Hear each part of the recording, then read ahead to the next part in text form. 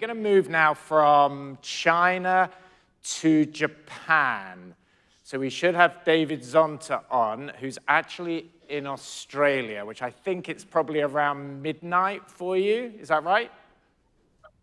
A little bit after midnight there, David. Okay. And good afternoon and greetings from Australia. Good evening, I guess. I didn't put the agenda together. If you want to blame anyone, it's why you're awake this time of the day. So maybe you kind of walk through some of the things that you're working on in Japan that are helping us around kind of complexity and some of the things that I know you and the team are focused on there.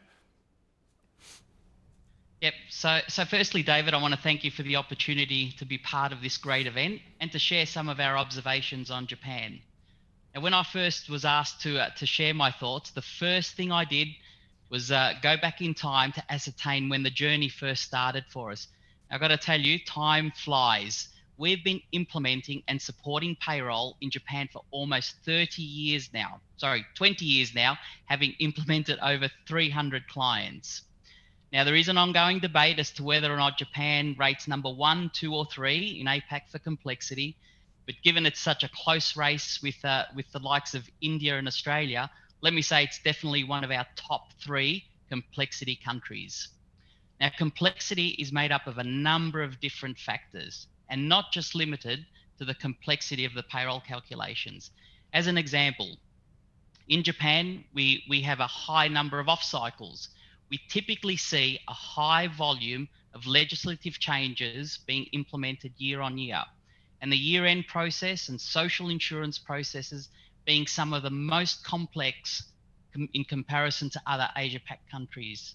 Japan also has the highest number of standard payroll output reports, all of which are in Japanese.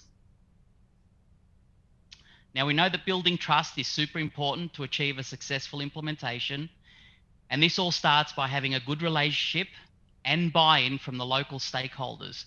We take extra time to document and define our clients' requirements, coupled with local language communication at the functional level and face-to-face engagements wherever possible.